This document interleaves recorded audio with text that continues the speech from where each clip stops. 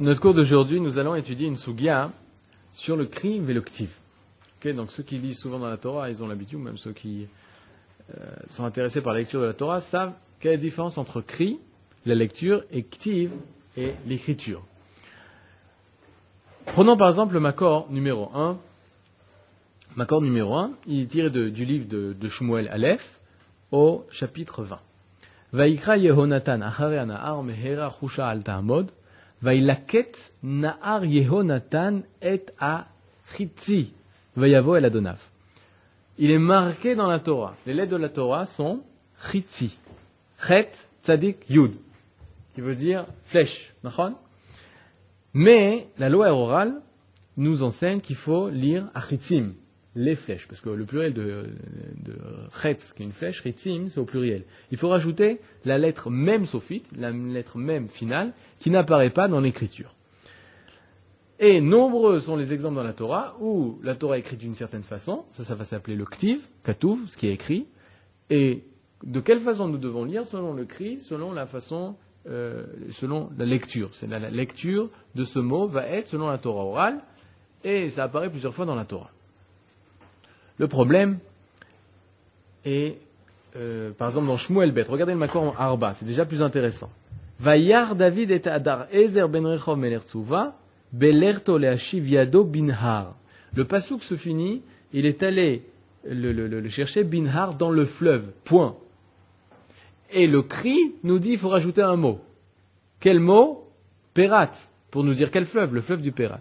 C'est-à-dire, même on arrive à des cas, c'est pas il faut rajouter juste une lettre. Un mot entier n'est pas écrit, et nous, lorsque nous lisons dans la Torah, nous devons ajouter le mot qui est le cri. Le problème qui va être le nôtre aujourd'hui, c'est lorsque le Shulchan Aruch nous parle du lecteur, de celui qui va lire dans la Torah, alors on sait qu'on a une obligation. Quelle obligation? Lorsque le lecteur, le Baal Koré lit, il doit voir les lettres. Vous vous rappelez tous quand vous avez fait votre bar mitzvah, quand vous disiez ne lis pas par cœur, ne lis pas par cœur. Nachan. Pourquoi? Parce qu'on a une obligation de regarder les lettres et de lire. C'est quoi une lecture? C'est tu vois les lettres et tu lis. C'est pas dire, c'est pas réciter. Et là c'est lire. Lire, c'est voir les lettres et lire. Regardez le Makor Hamesh, la source 5 du Shulchan Aruch, qui est tirée du Shulchan Aruch Or Chaim Siman Kalat, qui dit la chose suivante. Souma eno kore. Un aveugle, il peut pas lire dans la Torah. Les fiches assour likrot afiluot achat shelo min haktav. Parce qu'il y existe un interdit de lire même une seule lettre sans la regarder. C'est-à-dire, c'est interdit même une lettre de la lire, de la réciter, de la prononcer sans regarder son écriture. La deuxième halakha, dans le plus loin, Ve'u shelo yikra alpe. Il ne faut pas lire par cœur. Shasur likrot shelo min haktav. Parce qu'il existe un interdit de lire sans l'écriture. Afilu teva achat, même un mot, même une lettre, rien du tout. Il faut lire, il faut regarder chaque mot. C'est-à-dire? Et la question qu'on va se poser aujourd'hui est la suivante. D'un côté, on a la halakha claire, qui est chaque mot que tu lis, il faut les regarder. Mais lorsqu'on a un ktiv et un cri, est-ce que lorsqu'on va lire, on va regarder les lettres du ktiv, même si on doit les changer? Alors c'est ça notre question. Par exemple, dans la paracha de Kitavo, ceux qui ont lu la paracha de Kitavo, regardez Makor Shtaim, la deuxième source, Yakecha Hashem, Akadosh Baruch Hu te frappera, Bishrin par des ulcères Mitzraïm de l'Égypte, ou Be Efolim, c'est le mot qui est marqué dans la Torah. C'est les hémorroïdes. De quel mot, par quel mot on va le transformer? Le ktiv c'est efolim. Le cri c'est uvatechorim. Regardez à droite. Uvatechorim. Le Baal Koré doit dire Yakecha Hashem bishrim mitzraim uvatechorim. Pourquoi? Parce que les Chamim ont jugé ce mot efolim tellement dur, un mot si dur qu'il faut arriver à le changer. C'est bizarre, hein, on se pose la question, mais comment truc? Parce que la Torah, elle arrive à dire des fois, ça peut être marqué, mais lorsqu'on va parler, ça va être complètement différent. La question est la suivante. Ou vatechorim, est-ce que lorsque moi je vais lire vatechorim, est-ce que j'ai le droit de regarder efolim? Est-ce que j'ai l'obligation de regarder efolim ou pas? Pourquoi? On a dit jusqu'à maintenant qu'on doit regarder les lettres. Est-ce que le Baal Koré doit regarder le Aïn Pe Lamed Yud Mem? Est-ce que le Baal Koré, alors qu'il dit un autre mot totalement différent, vatechorim, est-ce qu'il peut le dire par cœur, ce mot? Ou non, il doit aussi regarder toutes les lettres qui apparaissent dans l'écriture. Alors pour essayer de répondre, on a ramené un Shulchan Arour qui est dans Or Chaim, au Siman Kouf Mem Aleph, et qui dit la chose suivante. Kol, dans le Makor Shesh, la source numéro 6. Kol Teva Shikri Uktiv, tout mot qui est lu différemment de son écriture, cri, vective, Alacha le Moshe Sinaï, c'est un enseignement de Moshe au Sinaï, Shetei Nirteva Moshe Ibatora. Kodem Kol, on doit l'écrire exactement comme elle doit être écrite dans la Torah. Venikred binyan acher, elle doit être lue différemment. Umaase be'echad shekara Moshe iktuva. Et une fois, il s'est avéré qu'un Baal Koré, qu'un lecteur, il était têtu. Il a lu exactement ce qu'il avait écrit. Bifne Gdolei Hador, devant les grands sages. Rabbeinu Yitzhak Abouav, c'est qui Rabbeinu Yitzhak Abouav? Amari Abouav. Marie Abouav, là où on a prié lorsqu'on était à Tzfat, dans la synagogue de Marie Abouav. C'est Abed Knesset, le Gdolei Hador de l'époque. Va avoir Rabbeinu Avraham Valensi, va avoir Rabbeinu Shmuel Valensi, Beno, son fils. Ils étaient tous présents lors de la lecture. Le lecteur a lu selon le ktiv, selon les lettres qui sont écrites, et n'a pas dit le cri, et n'a pas dit la lecture normale. Vitrubo sheikra kefia mesora. Et ils l'ont menacé de dire exactement comme la tradition. Veloratza, et lui il a refusé. Veniduhu vehoridu miateva. Et ils l'ont mis en anathème, ils ont fait un nidouille, et ils l'ont fait descendre tout de suite de la teva. Toi tu ne liras plus la Torah. Tellement c'est une halakha importante. Le Magen Avraham sur le Shulchan Arour, il fait le commentaire suivant. Venikred binyan acher. Cri vective. Elle est écrite d'une façon, et on la lit différemment. Afalpi shekore bealpe share. Même si on la lit par cœur, c'est permis. C'est-à-dire, selon le Magen Avraham, qui est un grand posek, qui est un commentateur du Shulchan Arour, sur Or Haim, il dit la chose suivante. Lorsque le cri, il est différent du ktiv, alors, tu peux le dire par cœur. Tu n'es pas obligé de voir les lettres. D'accord ? On n'est pas obligé de voir les lettres. Maintenant, c'est Yafé, Ekach Halacha, on n'est pas obligé de voir les lettres. Mais le problème est le suivant.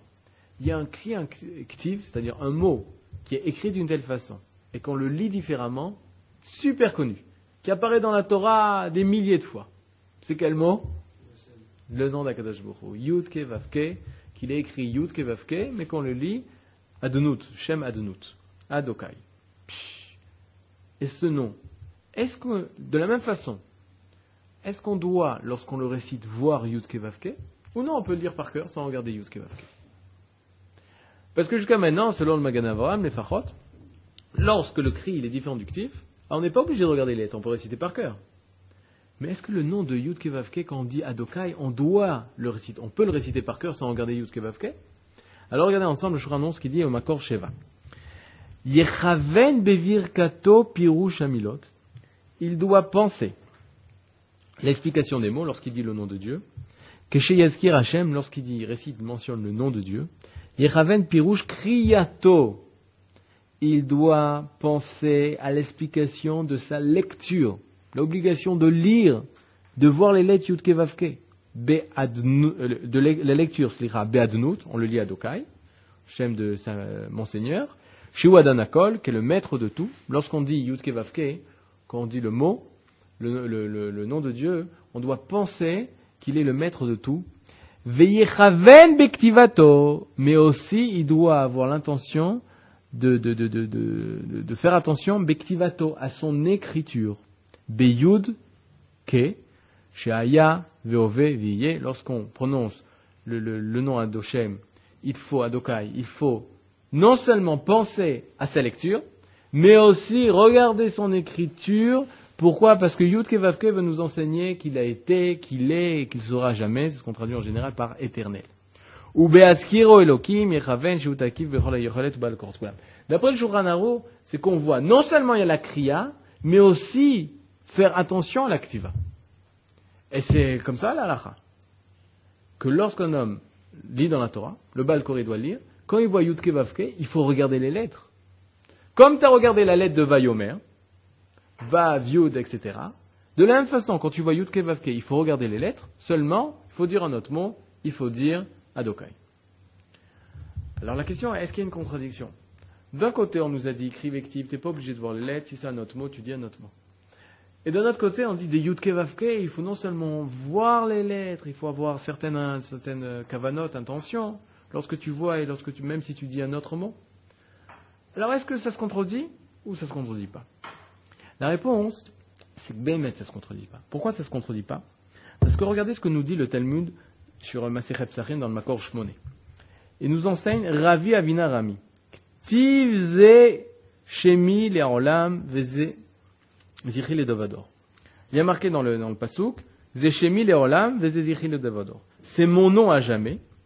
Veze Zichi, et c'est mon souvenir pour toutes les générations. À quoi fait allusion à Kadosh Baruch Hu? Amar Kadosh Baruch Hu, Lo Keshani Nirtav Ani Nikra. Pas de la même façon que je suis écrit, je suis lu. C'est-à-dire, je suis écrit d'une certaine façon et je suis lu différemment.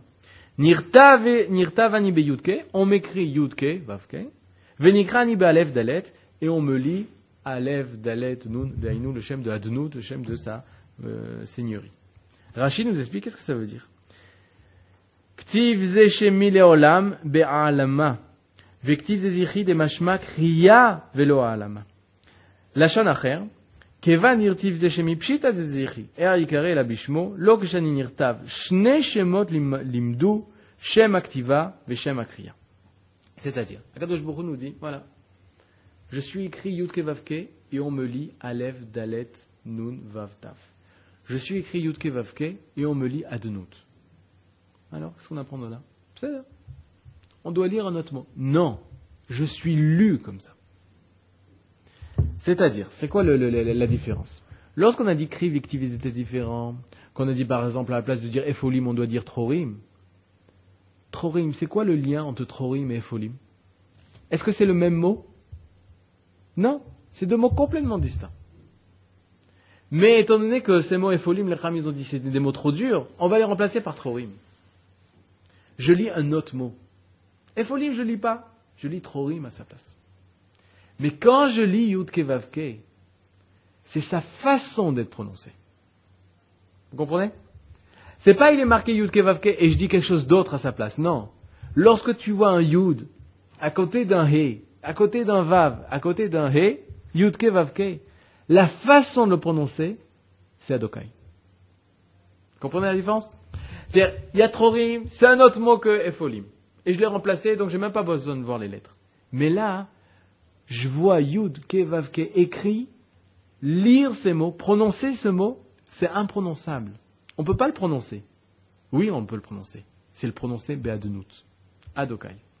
Et par conséquent, la halakha est simple. Be'emet, dans le cri vectif Ragil, on n'est pas obligé de regarder les lettres. Mais dans le cri vectif de Yud, Ke, Vav, Ke, ça s'appelle pas cri vectif. Et là, c'est sa façon, comment le lire. Pourquoi? Parce que Yud Ke Vav Ke, quand ces quatre lettres sont ensemble, ça ne se prononce pas.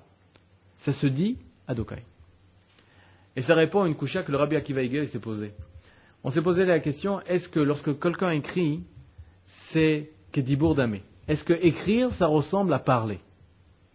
Je dis, si vraiment écrire, c'est comme si on l'avait prononcé, alors on n'aurait même pas pu écrire le nom d'Akadosh Baruch Hu. Parce qu'on ne peut pas le prononcer. Alors tu dis de l'avoir écrit Yud Ke Vav Ke. C'est comme si tu l'avais prononcé Yud Ke Vav Ke. Mais d'après notre explication, non, c'est pas une preuve. C'est pas une preuve ce que dit Rabbi Akiva Higel. Pourquoi? Parce que lorsque tu écris Yud Ke Vav Ke, la façon de prononcer, c'est pas que tu l'as prononcé Yud Ke Vav Ke, tu l'as prononcé même Adokai. Parce que Yud Ke Vav Ke, ça ne se prononce pas. Selon les lettres. Si tu prends un enfant du Gan, tu lui montres Yud Ke Vav Ke, il a appris au Gan, il va essayer de le prononcer, on va dire non, non.